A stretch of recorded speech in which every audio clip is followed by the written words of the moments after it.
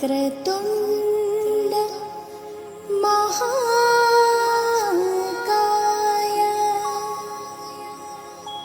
सूर्यकोटि समप्रभा निर्विघ्नं कुरु मे देव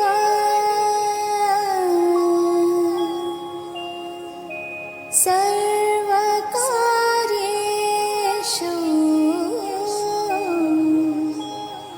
सर्वदा।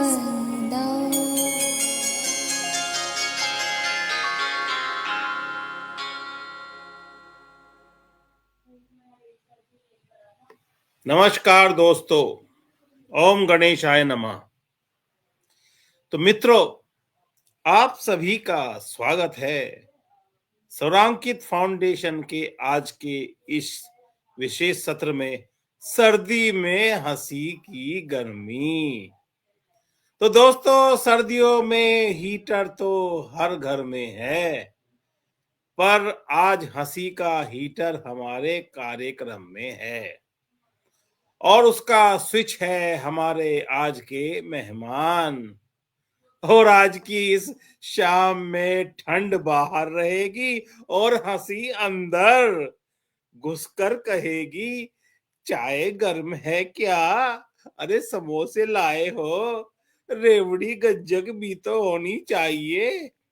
तो दोस्तों, आइए रेवड़ी गज्जक और चाय समोसे के साथ बिना देरी किए हम शुरुआत करते हैं सर्दी में हंसी की गर्मी।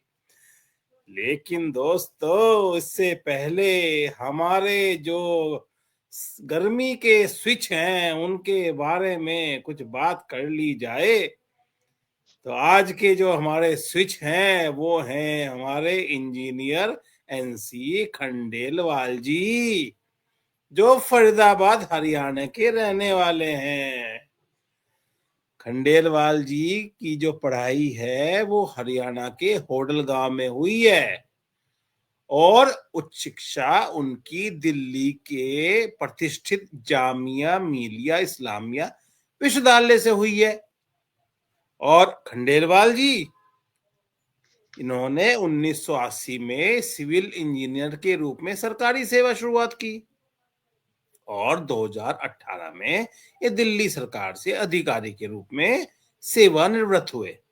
लेकिन हमारे इंजीनियर साहब जो हंसी में गर्मी छोड़ते हैं, सर्दी में गर्मी छोड़ते हैं, इन्होंने सेवानिवृत्ति के बाद आराम नहीं किया, वही पुराना शौक उठा लिया, हास्य, व्यंग और साहित्य। और एक बात बताऊं दोस्तों, इनके बारे में एक बात बहुत मशहूर है।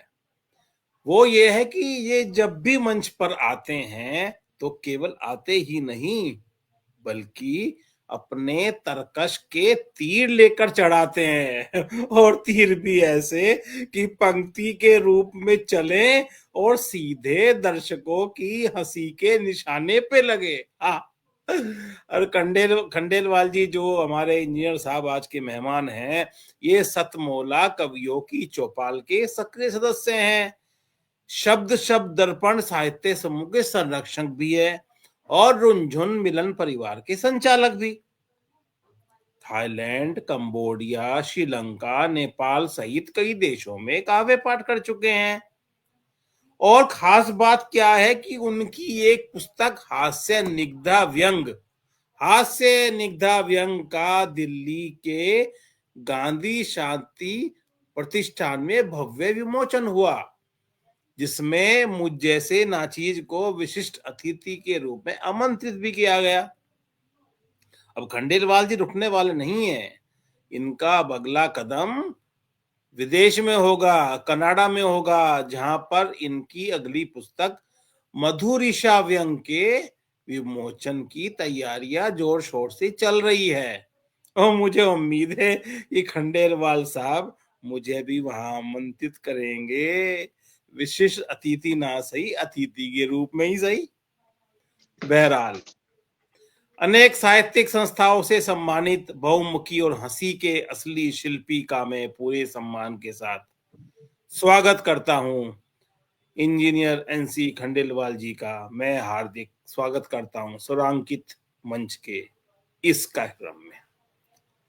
तो इंजीनियर खंडेलवाल साहब, आपका बहुत बहुत स्वागत है।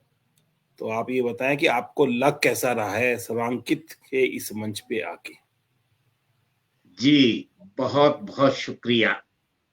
और आपका इस इंटरव्यू में मुझे शामिल करना और स्वरांकित फाउंडेशन के पटल से जोड़ना, ये मेरे लिए बहुत सौभाग्य की बात है, क्योंकि आप भी एक जाने माने प्रतिष्ठित कवि, लेखक, संपादक, विचारक और सरकारी सेवा में अभी कार्यरत हैं।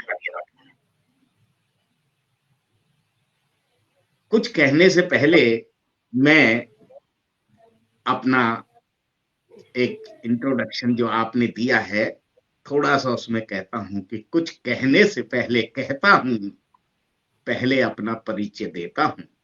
वाह। काट के बाधाओं को राह बनाते हैं, गरीबों से लेके अमीरों तक के संकटों को हम ही मिटाते हैं, क्योंकि हम घर महल दुमेले बनवाते हैं, चलाकर तीर व्यंग के हम हंसाते हैं। हम सिविल इंजीनियर एनसी खंडेलवाल हास्य व्यंग के कवि कहाते हैं, हास्य व्यंग के कवि कहाते हैं। मैंने इसमें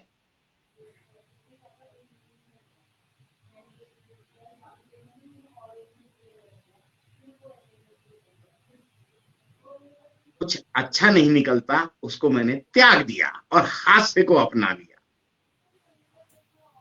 और स्वरांकित मंच, जिसका उद्देश्य हंसना और हंसाना कला है, हमारा, सबका, आपका, इसका, उसका, सभी का भला है, सभी का भला है। तो ये मेरी छोटी सी इंट्रोडक्शन, और आपके साथ जुड़ना बहुत, मैं इसके लिए आपका और जो भी दर्शक मुझे सुन रहे हैं, देख रहे हैं, मैं उनका तहे दिल से नंदन, अभिनंदन, वंदन, नमन करता हूं। बहुत खूब, बहुत खूब, बहुत खूब साहब।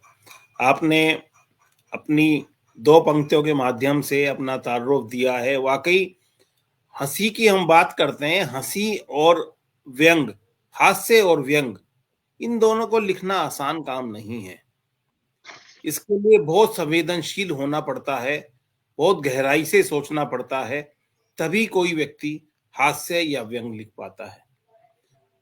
तो आज के इस कार्यक्रम में हम आपसे ये जानना चाहते हैं सर कि आप व्यंग लिखते हैं या व्यंग खुद चलकर आपकी कलम में प्रवेश मांगता है? जी, इसे हम यूं समझें कि कुछ तो मियां बावरे और कुछ पीलई भंग, हम कलम चलाएं देख के, वो वाह। घुस जाएं व्यंग, उसमें वाह। घुस जाएं व्यंग। वाह, बढ़िया। मैंने आज से बहुत वर्ष पहले एक दृश्य, जो कि गुड़गांव का है, जिसे आज हम महानगर, सारी सुविधाओं से सुसज्जित पॉश एरिया कहते हैं, जी। वहां का उसी टाइम पर जब मैं वहां गया, और वहां मैंने एक ठेले पे एक सीन देखा, और उसे सीन देखते ही हास्य और व्यंग अपने आप निकल आया। जी। उसमें ये इस तरीके से हुआ कुछ कि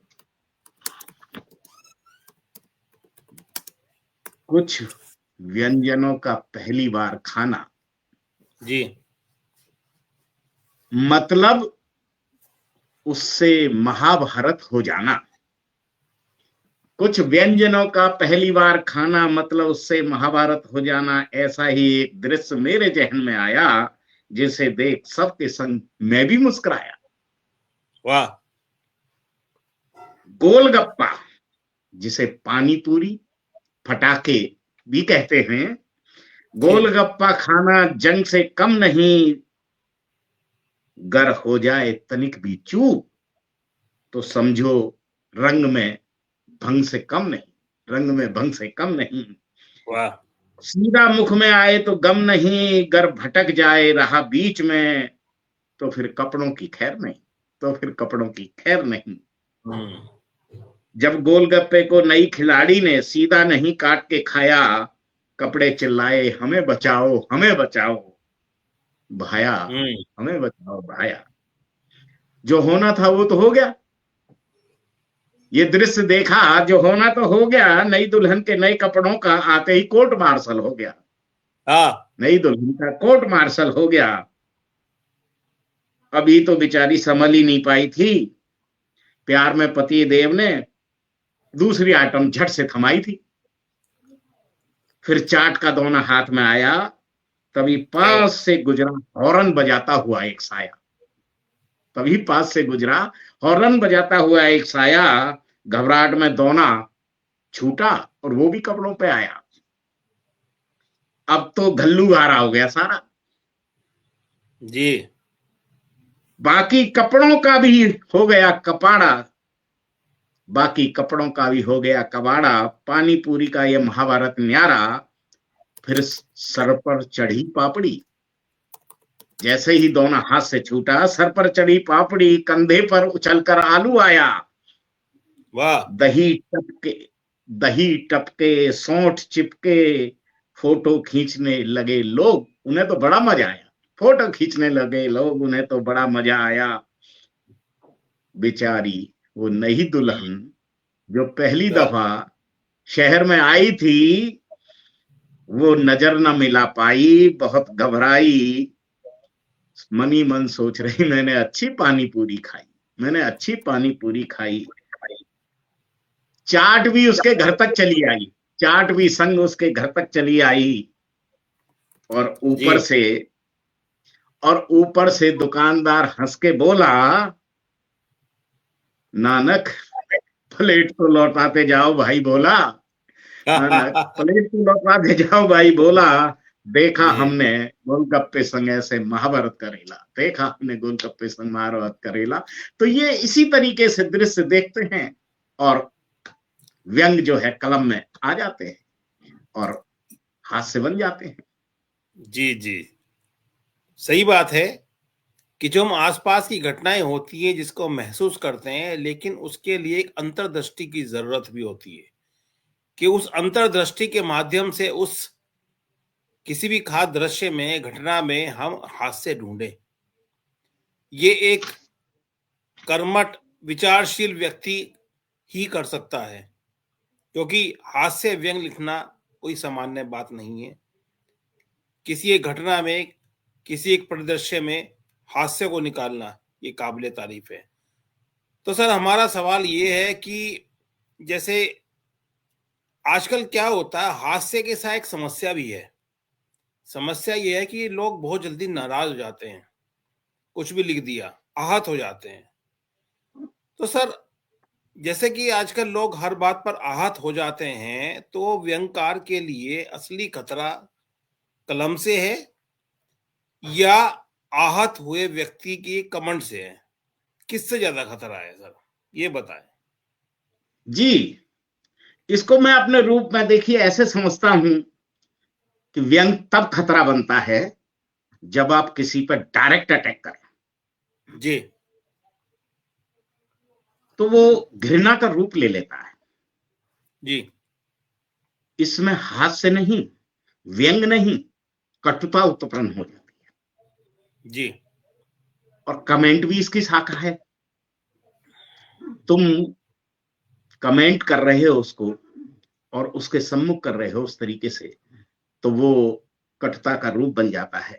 अब इसमें जी। से हम हास्य कैसे पैदा करते हैं, तो वो इस तरीके से हम कर सकते हैं कि ये विशुद्ध हास्य और व्यंग की शैली है।